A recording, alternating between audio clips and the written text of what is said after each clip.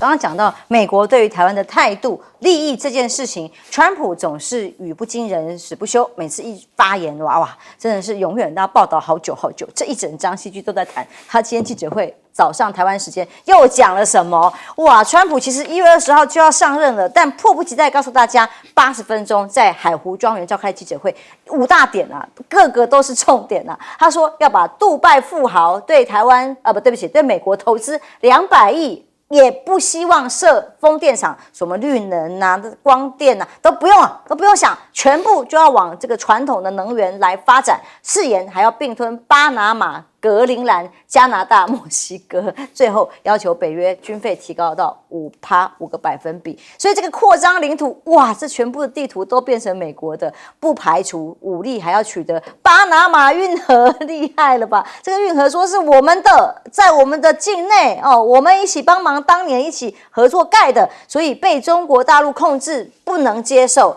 甚至要把它取名成美国的这个运河等等的，但巴拿马的总统就说不会让具有战略地位的巴拿运河卷入任何的冲突。哇，这是为了保护自由世界，很多更大的民主都有这么大的大帽子在自己所有的行为里，川普也不例外。川普还威胁丹麦如果不卖格陵兰的话，他又要来了，征收高关税。丹麦不合作高关税，为了保护自由世界，我只好这样来做。所以川普觊觎格陵兰的那个丹麦就改了王室的文章徽章来强调主权，这个概念就从北极熊徽章来有意强调吗？但是只是改个徽章就能强调什么？有办法抵抗吗？川普的长子甚至搭专机飞去格陵兰了。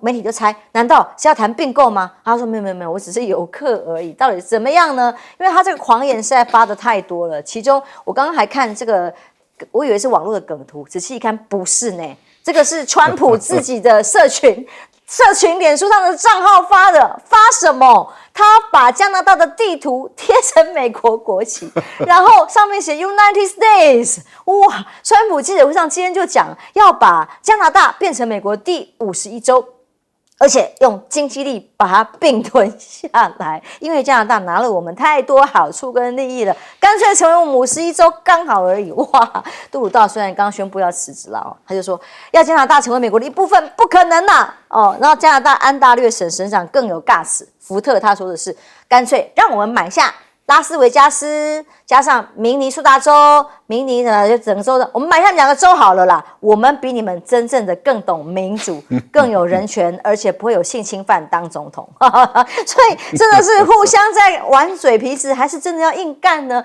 川普还要讲墨西哥，他改名字叫墨西哥湾了。墨西哥湾是我们美国的，所以要改名叫美洲湾。哇，听起来名字好适合其他国家会同意吗？乌克兰呢？这次不提了吗？川普反而去提俄罗斯，他说理解俄罗斯认为乌克兰不该加入北约，这是个错误，所以他就职前没有办法跟普京见面，他很讨厌。甚至在法国的部分，马克宏第一次建议乌克兰在领土问题上要采现实的立场，认清楚现实吧。现在在目前的领土问题上，要退让才能谈判，才能换取和平吗？那俄军占领之下，最大的锂矿脉已经被占了这个是由俄国的中央集团部队宣布的，在红军城西南方这个地方，成为最大锂矿脉的矿脉已经被拿下来。乌克兰女督军说。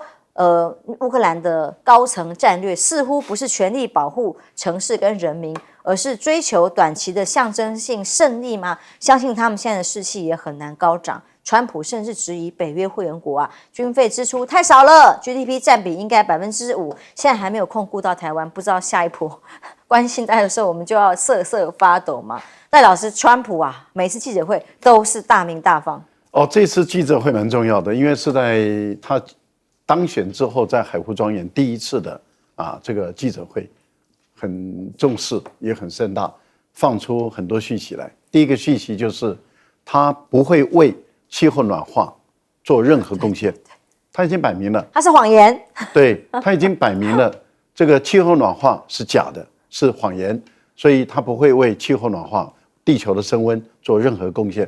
但事实上，大家已经看到这个海水事实上在上涨。有很多国家已经提心吊胆，因为他们都知道情况真的是不理想。有很多港口城市也都提心吊胆。好，但是川普的态度就是这是谎言，我不会支持。所以电动车的问题啊，这个气候暖化的这个节能减碳的问题，他不会做。那问题就在于我们要注意到的是，那欧盟不吭一声呢？对于这样的一个大国，一个排碳大国，不愿意为气候暖化做出贡献的大国，欧盟不吭一声。第二个，他对于欧盟的成员国丹麦，对于北约的成员国加拿大，还有丹麦啊，因为格陵兰嘛。也是丹麦也是北约成果，他对于他们的领土有野心，要并吞。这跟强盗有什么不一样？一模一样。天哪，没有任何不一样。而北约的秘书长吕特嘴巴闭得紧紧的。当初普丁只是说你乌克兰不能够加入北约，不然的话我要动手了。结果当时的这个北约就立刻谴责，美国谴责。然后就说我们硬挺乌克兰。现在是川普说，记者怎么问他，你是不是可以排除武力？他说我不能给你保证。所以他等于是不排除用武力的方法夺取格陵兰跟夺取巴拿马运河。然后但是对加拿大他不会用武力的，可他说我会用经济胁迫，直接讲我会用经济胁迫来并吞加拿大，超级直白。不排除用武力来并吞格陵兰的时候。北约的秘书长保持安静，然后欧盟保持安静，没有人来保护这个这个丹麦何其可怜啊！自己赶快把他的这个皇室徽章，把那个图像改了，把北极熊放大一点。不是黑熊，是北极熊。北极熊把它放大一点。那你讲到黑熊，就讲到台湾，所以你就可以知道那些什么同盟关系是一个多么脆弱的关系。多么脆弱是文雅的就是一坨那个然后你就可以知道，所以那个什么军事同盟条约，美国大拉拉的要吃掉自己那个盟国的土地，吃掉自己的领土，吃掉这个它的南方的巴拿马运河，而这些欧洲的国家每天讲治人权，每天讲国家主权，每天讲国家安全的，没有一个国家站出来讲话，丢脸了。坦白说，每一个国家都丢脸了，整个欧洲的国家都把脸丢光了。我觉得这真的是一个可悲的事你看杜鲁道黯然下台，因为脸丢光了。为什么？因为他还跑去舔这个川普。那个什么叫做甜美？这个才叫做真正的甜美。你看我们台湾有多少人甜美，甜到不行。杜鲁多就是中间最经典的人。舔的比较直接，比较舔得到啦。他舔得很直接，但是他什么东西都舔不到，因为川普继续在，而且川普是不是开玩笑的？我不觉得川普是开玩笑的。为什么？因为看起来是认真的他是认真的，很认真哦。为什么说他认真？你看这个格陵兰已经从说我们不是商品，我们不是不被买卖，但是他的总理现在改变态度了，说我们先追求独立。先追求独立，那就会有下一步咯。所以我个人认为，这个川普已经派他的儿子已经开始行动了，这个不是开玩笑的，他是认真的。彬哥，当美国队长不再济弱扶倾，也不在乎地球会被毁灭的气候暖化，他现在就是直接要强取豪夺的时候，讲的都是大白话。川普我只能说走了个傻的，来个疯的。这个疯的看起来疯的蛮不可救药的，而直接明讲，而且明抢，这个美国的领导人物居然变成这样的一个人。其实我觉得川普越是这样搞，恐怕他的盟友会跟他越来越离心离德。大家谁能够受得了这样？美国变成一个大强盗。以前美国好歹是装的，会装得像一点，现在连装都不装了，直接就来了。这会不会太夸张？好啊，你认为巴拿马运河被中国大陆控制，那你就去抢啊。那你认为格陵兰是属于你的，你就去抢啊。你看看嘛。不过我也拜托川普，你要搞清楚一些状况好不好？像他说，你格陵兰如果不跟我合并在一起的话，我就要加你关税。格陵兰什么东西要卖给你？格陵兰完全是靠渔业活的这个国家，他能卖你什么东西啊？你增加关税对他一点感觉都没有，好不好？那丹麦王室现在也是真的是实力不足，他为什么要把那个北极熊放大？因为北极熊就是格陵兰的象征，你知道？格陵兰的旗就是北极熊。那我真的觉得川普现在直接搞这个简直匪夷所思。但是我觉得他不是说说而已，他派他长子去是有用意。我觉得私底下正在进行一些磋商，那到时候会出现什么样的状况，就真的很难说。可是如果这一旦成真，他真的把格陵兰抢到手的话，那我就不知道欧洲这些国家该作何感想。他们对这样的一个美国，你是到底还是要维持原来的政策呢，还是要跟他越来越远？因为这是很离谱的事情。然后杜鲁道，我也觉得你真的是下台了开始讲话变硬了。你在台上的时候应该讲话硬啊。你那个时候去海湖庄园，当川普第一次跟你这样讲的时候，你应该直接不客气给他顶回去啊。冰斗啊，对啊，本来就应该这样。你顶回去，也许你今天还是总理。就是你孬成这个样子，结果下台了开始变硬了。我也不知道你下台变硬有什么用，已经于事无补了，不是吗？所以真的是非常离谱。然后现在他对墨西哥也不手软，要去把它改成美洲湾。你赶紧改就改吧。你要不要把整个美洲改成叫美国？全部都是你的，好不好？所以我觉得这个是很荒唐的，这会让美国成为全世界的笑柄。那但是呢，我必须讲，现在在这个乌俄战争这个地方，这一个最大锂矿，乌克兰最大锂矿被拿下来，是一个非常要命的战略失误。你要知道，这个锂矿不是乌克兰最大而已，它是全欧洲最大的锂矿。另外一个锂矿，欧洲第二大锂矿在塞尔维亚，那个储藏量只有这个1/10。这一个锂矿，光是这一个锂矿足够整个欧洲用10年的锂。然后现在整个被俄罗斯抢去，泽伦斯基本来是要干嘛？你知道？本来他说我将来这个锂矿呢，就直接给你们欧洲用，来代偿我的战费，但你们要帮我守住这个地方。结果现在没有守住，直接被俄罗斯拿去。那你知道这代表什么意思吗？这俄乌战争开打之前，整个欧洲依赖俄罗斯的天然气。那这一场战争结束之后，欧洲不仅天然气，你连锂都要依赖俄罗斯，就变成这样子啊，因为锂都没有了。所以在我看来，整个北约跟欧洲真的输到一个彻底。然后欧洲人到现在还没有感觉吗？然后现在你最重要的盟友美国已经变成一个土匪，请问一下你该怎么办？你们还能够跟美国站在一起吗？所以我觉得欧洲这些国家自己真的要仔细思考。这感觉好像是美国的大航海时代开始，以前大航海时代就是我到哪个土地那个岛我喜欢，就变我们国家旗帜一插。现在川普也是这个湾我变成我的就是美洲湾，加拿大变他的51州，哇！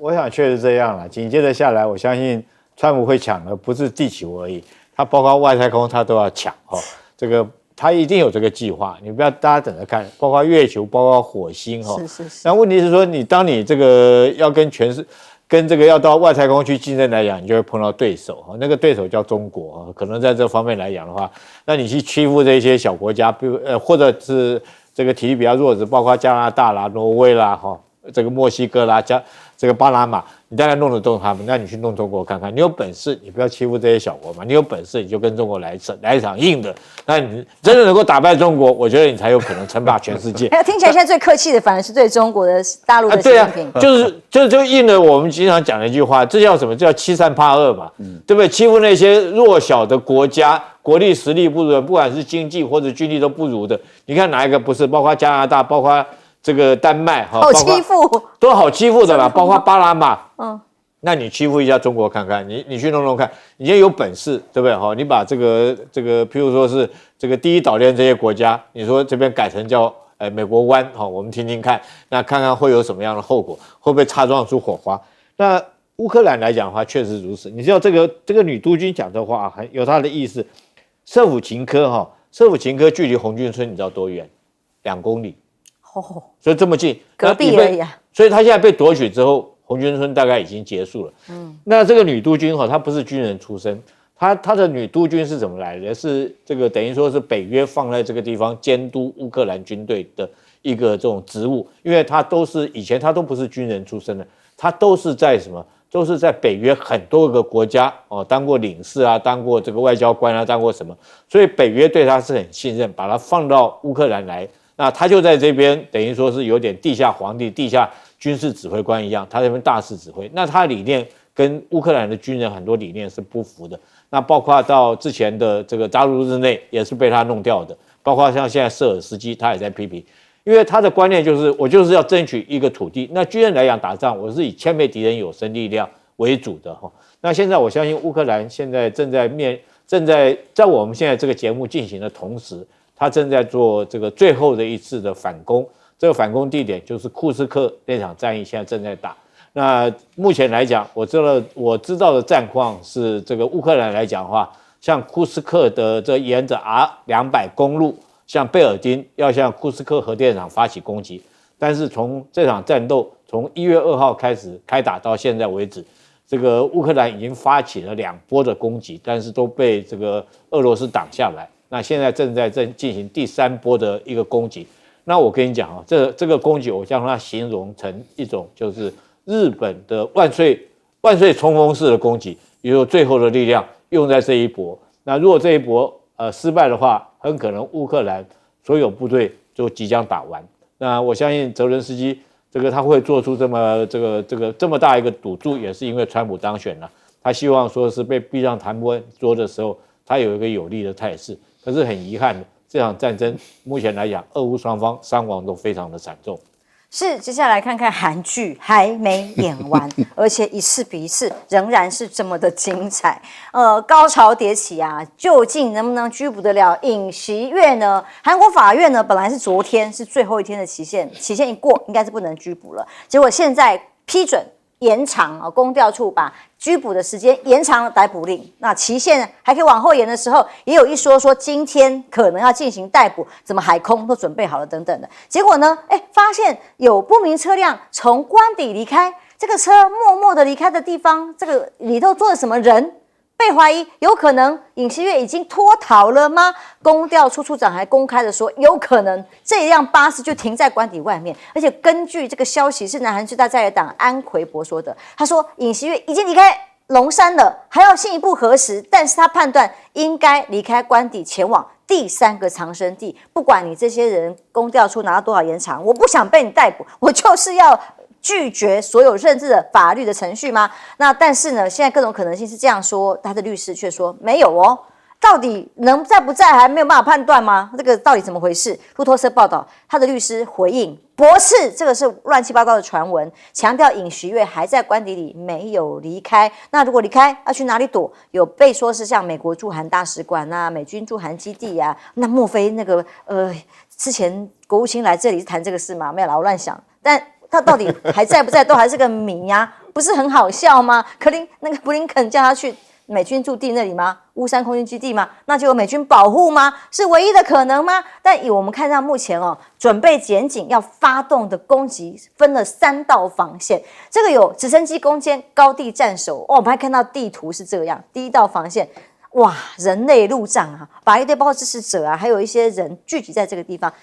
阻止所有要逮捕的人员，还有第2道防线，小型战术车辆、大型休旅车人肉围墙。第3道最接近官邸这个位置有一样休旅车人肉围墙，还有铁丝网所以这样层层围起来，到底能不能阻挡得住？有高地要攻坚直升机垂降要来抓人但7辆大巴士就看到新闻画面，就挡在那里，大巴士后面铁丝网、人肉围墙挡啊。就是坚持不让相关的单位的人能够进到里头来，所以呢，这次总统官邸，警方跟总统如果真的发生流血冲突，真的在这一波攻坚逮人的过程当中，有人因此受伤，甚至产生伤亡的话，到底谁要负责？总统警卫处有1300名左右，那2800多名现在是警方可能派出的人员，相互对峙，还比例比武器 PK。但朝鲜日报对于这样子的对峙的方法，问题是他们都是为谁而战？为何而战？万一有伤亡呢？而南韩政局现在最糟糕的是经济的动荡非常的严重，股市直接蒸发了80兆。由于政局这么不确定，经济一直重创，甚至连带影响消费心理啦。光讲观光旅游，这时候谁去嘛？对不对？那么韩元兑换美元一直贬，那么南韩经济学者就说了，如果政治动荡持续下去的话，可能会引发进一步的股市的下跌，汇率走贬。所以呢，金融危机恐怕就是未来马上要发生的事情。智库也担心复苏未来会是一个非常困难的，整体一直衰退下来，还有漫漫长路。其实赖老师，光是现在这个司法程序啊、宪法法庭啊，都还有漫漫长路，尹锡悦还要继续战到底。我个人是认为，韩国目前面临的困境啊，其实解决不是那么的困难。但是由于他们各方的决心不够，所以才造成今天这么大的困难。为什么？因为尹锡悦法院已经判决了啊，这是第2次的判决，他必须要逮捕啊，而且要去接受调查。那很明显的，我们看到啊，这个公调处啊，他没有贯彻法院的命令，他想把这个责任丢给这个警察。其实公调处要做的一件事是把所有阻碍司法执行的，也就是去阻碍公调处去执法的所有的这一些人员，全部都起诉。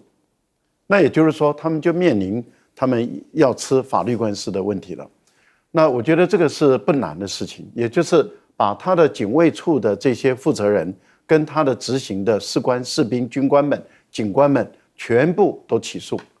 然后把这些人的姓名、把他的照片，就按照当初这个在野党他们对于国民力量党的所有人都公布一样。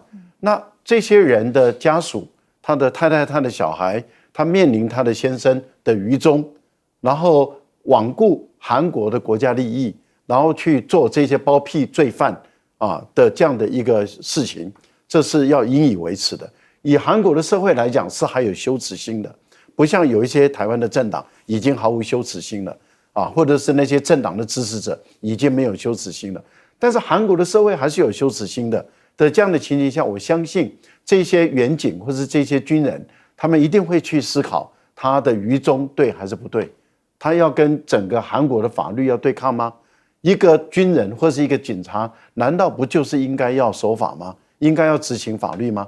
那我觉得在这个部分里面，他们应该要这样做，而他们也提出来，他们要起诉那一些负责人，但是我们也没看到他们开始去逮捕、起诉那些负责人没有嘛？那这个就是他们不严格执法的第一个因素。那第二个问题是在于哪里呢？第二个问题是在于布林肯，你美国，你希望韩国乱还是不希望韩国乱？韩国乱对你好，还是韩国乱对你不好？美方有可能提供庇护吗？不是，很明显的就是韩国乱对美国不好嘛，不然布林肯就没有必要飞这么一趟，对，特别去这么一趟，所以他去的这一趟主要是要解决韩国的问题。那问题就来了，很明显的就是他无能力解决韩国的问题了，因为去之前人家就问说你为什么要去，他就要巩固美日韩的同盟。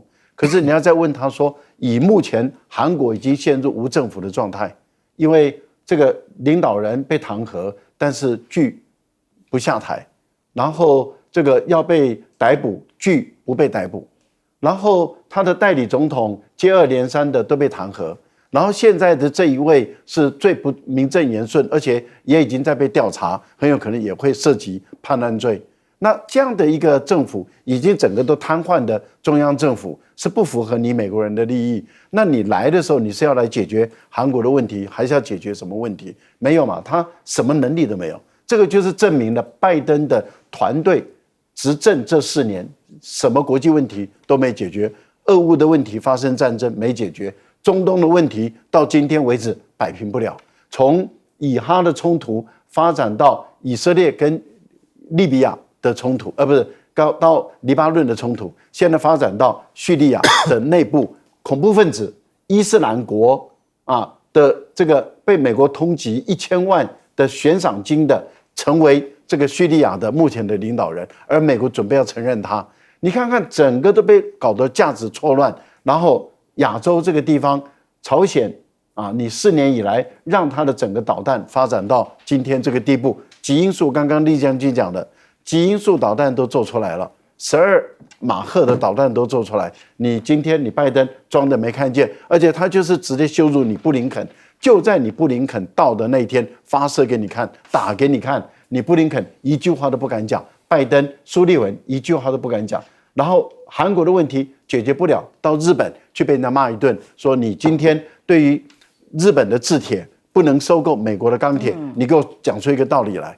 你看看这个团队之弱之无能，叹为观止。一个美国的政府是这样的水准，真是厉害。到底哪一种伤害比较大呢？现在大家来想一想，休息一下，马上回来。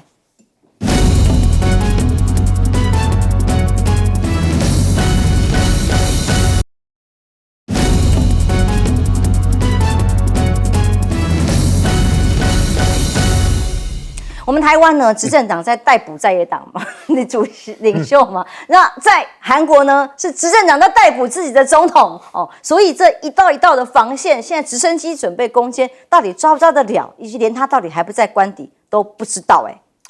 当然，我们不希望看到因为这样的对峙产生任何流血的冲突啦。这个其实就是南韩民主的一个噩耗。那但是尹锡悦现在显然还是不打算放弃。我不认为他会逃，因为他一逃就没有了，啊，他一逃就什么都没有，就等于是认输。那以他的个性，我觉得他会跟你蛮干到底，因为他以前在当检察总长的时候，据说就是很喜欢用蛮干的方式，什么东西都是硬来。其实这跟谁很像？跟我们赖清德很像。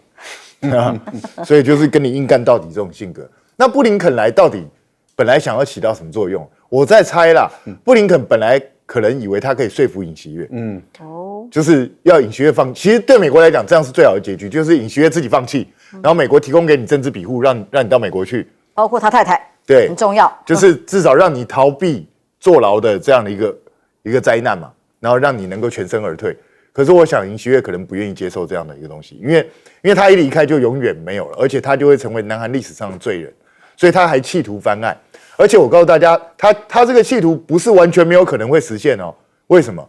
因为现在他的支持者已经越来越多，民调支持度上升了，对，民调支持度越来越高。然后呢，南韩街头现在已经有很多他的支持者都在那边大声疾呼说要保卫他，所以到最后这个攻坚可能会变成不是部队对部队哦。而是南韩民众对上军队啊，就不得了。那如果出现这样的状况，就是一场大灾难。所以我觉得，照理来说，任何一个正常人，任何一个真的有心为南韩着想的人，其实到这个时候都应该要放弃，因为可能因为你一个人的关系，会导致可能数百上千人受伤甚至死亡。那尹锡悦，你真的要看到这种情况发生吗？可是我看他现在大概什么东西都听不进去。他大概就是为了保住他自己，为了保住他老婆，就跟你干到底。那如果是这样的话，我个人是认为这一场逮捕恐怕不会太顺利，恐怕到最后会出现流血的场面。当然，我们不希望出现这样的状况，因为如果这样的状况出现，这个真的是一场民主的灾难。那可是呢，我又担心另外一件事情，也就是万一让尹锡悦成功了怎么办？万一让尹锡悦成功阻止了他自己被弹劾下台的命运的话。你要知道，这会给赖清德一个非常非常大的暗示哦，对，表示这样做是行得通的，是有可能的哦。因为老实说，我一直觉得赖清德现在最怄的是，因为尹锡悦破了他的梗，让他很多想要用的招数都不能用，都被尹锡悦用掉。那现在呢，这个，如果尹锡悦还真的成功了，我真的不敢想象赖清德心头会怎么想。我个人比较好奇，那台巴士从官邸离开去哪里啊？难道不能够掌握吗？难道为什么从官邸出来不能掌握里面载什么人、什么东西啊？就只是拍到一张照片，也太奇怪了吧？休息一下，马上回来。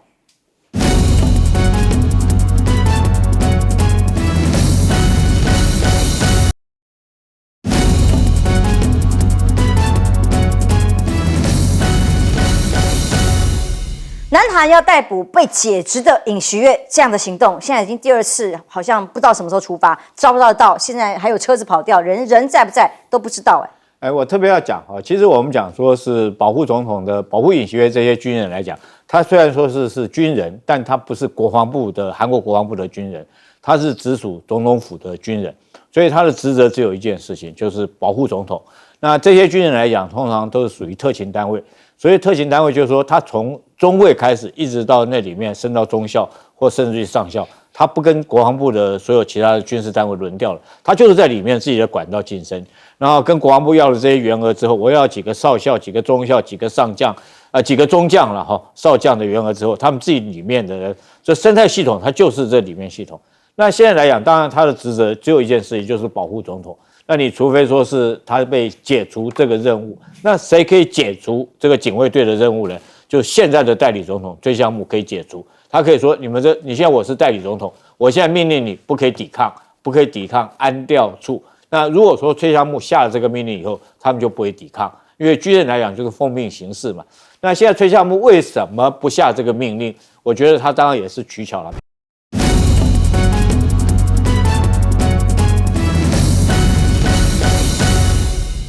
众平安，欢迎收看 TBS 新闻大白话，我是王浅秋。主持人介绍这一节，跟我们一起讨论最新国际、国内议题的来宾。第一位是国际政治专家赖岳谦老师。主持人好，观众朋友大家好。资深媒体人谢寒冰。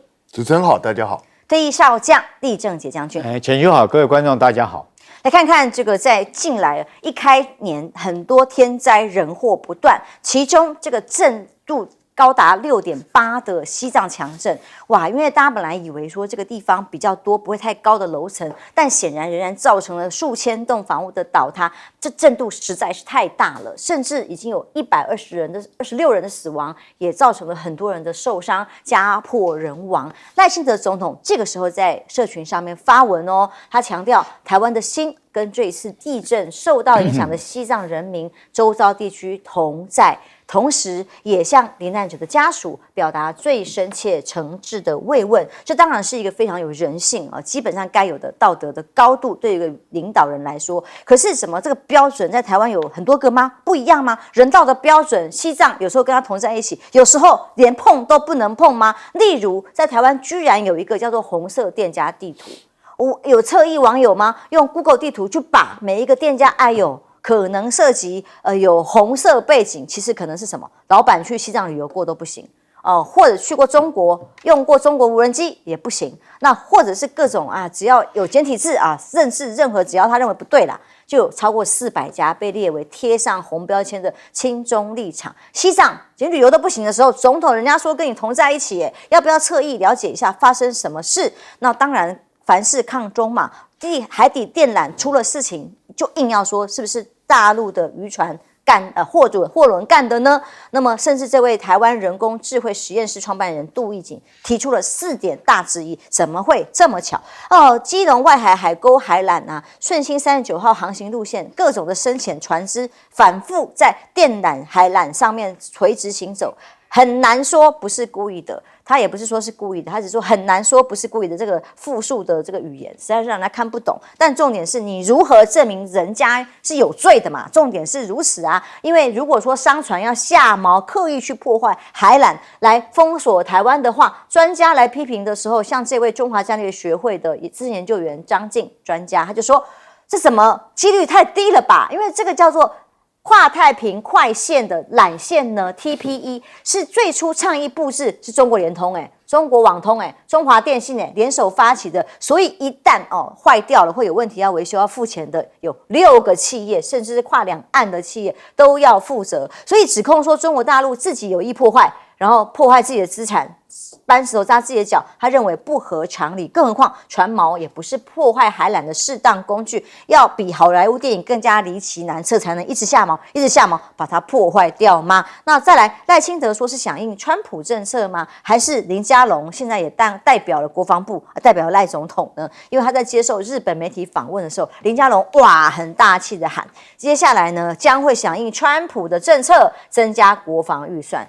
顾立雄只好被迫回应喽。他说，总统赖清德已经宣示了，国防预算会稳健成长，依照作战需求。好，所以预算会越来越高，但美国智库呢，仍然把台湾最新的报告里列为第1级的风险区域。这已经是连续8年的外交关系协会公布的冲突风险的第1名，但发生的可能性并非最高，而是中等，为对美国利益的影响却是最高的。所以重点不是在于这个地方危不危险嘛，重点是对于美国来讲，利益被影响的可能性最大所以他在乎吗？那所以当美军跟美中之间一直在秀肌肉，互相展现自己的军事研发能力的时候，前阵子一大堆中国大陆的军武呈现，现在美军也宣布我们有怪兽级的运输机出来了一声合一，这是美国空军证实的。这一辆小型机种的新原型机呢，尺寸实验未来2027年就可以首飞，马上就可以帮美军节省30%燃料的新世代运输机。或者是新的火炮MDAC， 预计2027年要交付，这个叫做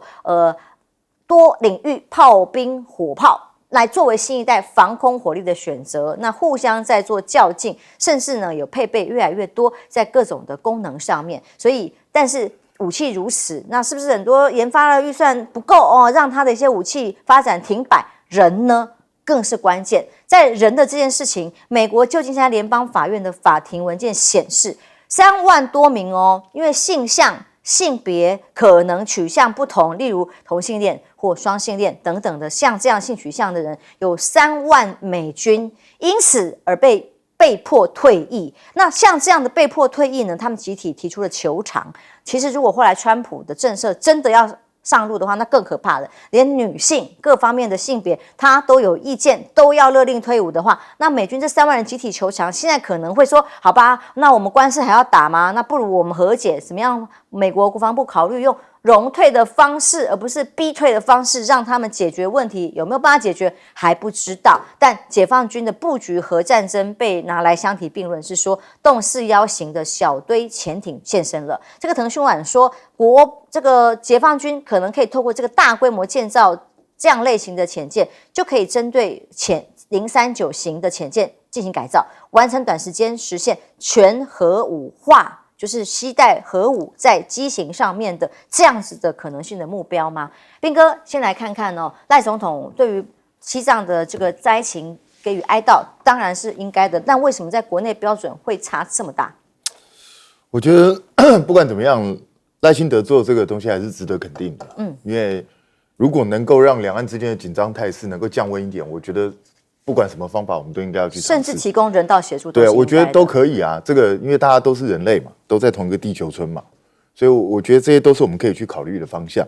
那但是呢，就是有一些人每天就要在那边去搞这些有的没的的事情，去弄这个什么红色店家地图，真的很无聊。他去过西藏，就代表他支持中国大陆。猎巫啊！你知道我认得一大堆独派的人，他们中国大陆各省都玩遍，他去的地方比我多了。他喜欢那边的风景就不行哦。这到底是什么逻辑、什么概念，我都不懂。这种就是到处在猎巫嘛，就是故意要在台湾岛内制造仇恨。这种仇恨动员真的是非常糟糕的一件事情。可是就是有人乐此不疲，每天都在搞这些乱七八糟的东西，然后撕裂族群之后，让整个岛内大家彼此疑神疑鬼，然后到最后是便宜了谁？到最后还不是一样便宜外人？所以真的不要去搞这种有的没的的东西。那这一个所谓的海缆，其实已经讲了好几次，每一次都说是大陆的船把它弄掉。那我就觉得很奇怪，这些海缆只要一被弄坏了，我们不是立刻就会知道吗？那立刻就会知道，为什么不立刻派海巡船过去查查看到底发生什么事呢？像这一次这个喀麦隆级的这个货轮，其实我没有追过去哦，然后说去追到那边的时候跟他差距9海里，然后就说因为反正也没证据能证明是他做的，所以就不追了。那请问一下，这到底什么意思？我觉得，如果你们真的担心海缆容易被人家破坏的话，那只要有船接近海缆附近，你们就应该要提高警戒啊，去看看到底发生什么事情啊。那为什么不做这件事？我也不懂。那现在张晋出来讲说，告诉你这个可能性很低，为什么？因为这是中国大陆自己出资建造的，他也是股东之一，他为什么要破坏自己的海缆？我也不知道为什么。但是对民进党跟民进党的侧翼来说，其实是不是中国大陆干的根本不重要，真实发生什么事情根本不重要。他们要的就是要去营造两岸之间的敌对的氛围，就是要把中国大陆设想成处处对台湾处心积虑要灭亡台湾的这样的一个政权，这就是他们的目的嘛。所以我觉得你去跟他讲道理，去跟他找证据都没有意义的，因为你知道吗？这件事情最后处理是什么？他们说会把相关资料给基隆地检署，请问一下基隆地检署能干嘛？真的，对啊，毫无作用嘛，所以他们根本也无心想要查事实到底是什么，只是想要制造仇恨而已嘛。那至于大陆现在的发展，当然是日新月异。那美国也很担心，所以也不断的在研发新一代的东西。那我也觉得很奇怪，美国一直叫台湾买这么多军备，那你为什么不卖我们点新的东西？比如说这个 MDAC， 你也可以卖我们啊，很有用啊。然后这个新世代的运输机也可以卖我们啊。对不对？不要老是卖我们旧货，卖一点新的东西给我们，这样我们付钱也付得甘愿一点嘛。那大陆现在这一个041现在是传说，因为有人在网络上看到有拍到这样的一个照片，那到底是不是目前还不确定。但是小堆潜舰是中国大陆这几年一直在研究，因为一旦实现的话，它用这种低温低压的反应炉，就可以大量的列装他们的中小型潜舰，那就可以大幅加强他们的巡航能力，因为现在虽然是用绝气推进，还是有其限度，而且速度也不会很快。但如果它全面改成这种小堆这种反应炉的话，它的整个续航力，然后在海下前行的能力会大幅的增强，这个对我们绝对是一个严重威胁。是将军，当我们林佳龙部长是负责外交的，他在公开讲，先帮台湾讲，我们要川普上来要增加很多国防预算，然后重点是到底是我们需要什么预算，我们需要什么武器啦，还是我们只是负责给钱就好了？而美军现在这么多的这个设备新公布，其实美军现在的问题还是当年的强大的美军吗？林佳龙在搞什么啊？你是外交部长这个国防跟你应该不是你的业管的项目吧？你要知道，一个国家来讲的话，建军构想要10年以前就要提出，就现在你就要规划10年。那建军构想要考虑到什么？第一个就是这个敌情的威胁到底有多严重，然后地形的影响，比如说我们有台湾海峡，对不对？然后我们自己来讲的话，我们有多少的经济的实力，然后我们有多少人力，有多少物力可以用。依据这个整体规划以后，你才能够构想我们要打什么样的仗，依据我们要打什么样的仗，再去采购我们所要的武器。那为什么当这些东西都还没看到的时候，你就要把钞票拿出来？那到底要买什么？林佳龙，你告诉我要买什么，对不对？要用在什么地方？我希望林佳龙，你既然要这个越俎代庖那你就讲清楚嘛，对不对？你今天外交部长，你既然这么懂，要国防预算要增加，那你告诉我要买什么嘛？要什么样的状况之下你要用到这些武器所以我觉得你不懂就不要在那边乱讲。那美国这个火炮来讲乍看之下很吓人。它是什么？它是用炮去打导弹，是吧？理论上面，它的炮弹速度可以达到5倍音速那么快。那你认为有没有用？我跟你讲，一点都没有用。我不要讲别的，就昨天早上，金小胖射了那枚导弹，对不对？打了1000多公里，这个音速达到12倍音速，拦截得了吗？我跟你讲，12倍，简区，我现在跟你讲，你认为你拦截得了？拦截不了。12倍音速是代表什么音速呢？就1秒钟4公里的速度掉下来1秒钟4公里的话，2秒钟8公里就算你12公里，你的雷达你12公里你才能够开机，才能够锁到你的目标位，你就3秒钟的时间去拦截，去发射炮弹。当你发现到目标，你把这个炮弹，阿兵哥把这个炮弹装到炮膛里面，再推进发射药，再瞄准好，准备好角度，再打出去。你认为只有3秒钟？你认为打得到吗？再加上你炮弹速度还没有人家导弹快，你认为有这个效果吗？所以我觉得这个美军在这个他因为这个中导的系统没办法发展成功，他只有说是用这种炮弹的方式来安抚自己的国人，安抚他的盟友，说我们有能力可以拦截超高音速的导弹。那你先拦截，你今天数据我讲在这边嘛，这个数据骗不了别人，你就是3秒钟他又飞12公里，那你怎么去拦截它？那我讲到这个电缆你知道我们台湾来讲，大家都很担心，说是石油天然气会被封锁。其实我跟你讲，电缆更危险。为什么？你电缆一旦断掉，所有东西都断掉，对外所有联系包括它的经贸活动，对不对？金融系统包括到国家的通讯等等，全部断掉。那我们台湾的上岸的电缆只有4个地方一个是宜兰的头城、八里、淡水跟枋山。我没有在泄露国家机密了，这个大家 Google 上面都可以看得到。那你知道这一条电缆如果我们用这个低空卫星跟星链计划，对不对？星链一条电缆的通讯能量是卫星的1000倍，就是说你要多少颗卫星才能够取代电缆的能量？那我们现在来讲，台湾处于一个孤岛。那如果说这些电缆都被切断来讲的话，其实对我们国家会构成很大影响。那为什么不去追？我跟你讲这个大陆有一条这个船也是被诬陷，被北约那些国家，德国丹麦叫伊鹏3号诬陷说你勾断我们的电缆，但他们不敢上船，包括德国这些都不敢上船。为什么？你一上船，解放军的军舰就来了，因为每一艘船代表是他国家的主权在那个地方。今天你上那条船，你试试看，我跟你讲，你上那条船，那不晓得是海警还是这个解放军的海军就过来，因为你侵犯到我国家的主权跟领土所以他不能上船去。大家不要责难我们这个海巡弟兄说他们为什么不去追，因为国际法摆在这个地方嘛。那我们就是现在来讲，你认为说是，我觉得会做出这种乌龙的报道，我觉得也是我们代表我们台湾的这个紧张不安我们怕电缆被切断。那你想想看，所以上次伊鹏3号在波罗的海，后来就没有查出一个结果出来嘛？查了半天，等到中国的人员上去，我来，我带你检查，我带你去检查，就检查都没有任何那个。那我觉得这真是笑话你想想看，如果说这个抛下海锚来讲的话，按理说应该船是拖住。你觉得船的速度拖得动海锚吗？那个海锚勾到海底，你船还开得动吗？那不是笑话一则。如果说你要破坏海底电缆，你一定要潜水进去，用炸弹把它炸断。那我觉得这个东西也代表我们台湾对这种海底电缆的一种紧张跟不安的情绪表现出来。那不安当然紧张啊。美国智库又把台海列成危险第1号，但是问题是，对于美国利益影响还是最高啊，这才是关键。当然是这样的，因为对美国人来讲，不要忘了，川普的要求是台湾的国防预算要提高到 GDP 的10%。那现在林佳龙告诉川普说：“哎，我们只有2.5%，可是已经到5000多亿了。那我们台湾现在的贫富差距越来越大，年轻人的收入没有实质上没有增加，然后支出却一直在增加。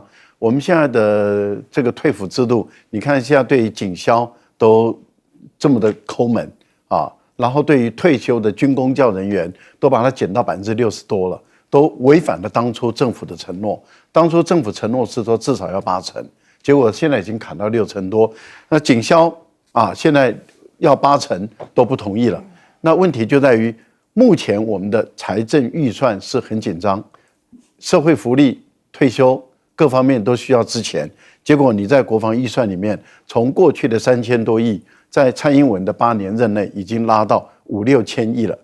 现在特朗普要求，川普跟你要求的是2兆多，2兆2千亿新台币我们整个国家的总预算也不到，都给他了啦，都给他了也还不够啊。那你今天林佳龙，你代表国防部，代表这个赖清德去跟川普说，对不起，我们没有办法达到你的目标，那你要对我们怎么样？你就请便吧，是这样吗？我觉得这个是林佳龙把这个问题拿出来讲，然后来讨好这个川普。你等于是在提醒川普说，你还欠我7.5%啊！我要求的是你是10%，不是2.5%啊！我觉得这样处理是不对的。如果赖清德真的是在乎我们西藏的民众他们的安危，那是真心实意的啊！他认为我们台湾的心跟我们的西藏民众的心是在一起的话，那做一点实事，真的啊，就像马英九一样。我还记得2008年的时候啊，那时候汶川发生大地震，那中天跟中视他们联合办把爱传出去的这个活动。那刚开始的时候在电话募款，就有到1000万台币。后来马英九听到了，他就赶到了以后呢，他亲自当接线生来去募款，结果呢1个多小时募到1亿多。那我们看到后来呢？这个马英九的夫人周美青也来了，7点半一直到结束，她都在场。这个就是真正的为这个广大的四川的民众做实事。那你赖清德，你也可以带你的太太然后找一个电视台，不管是找 TVBS 也好，或是再去跟过去一样找中天也好，要不就找三立嘛，你就为这个我们的这个西藏的日喀则的市的民众来去募款嘛，做一点实实在在的事，让人家知道你是真心实意的，而不是虚情假意，至少是创造善意了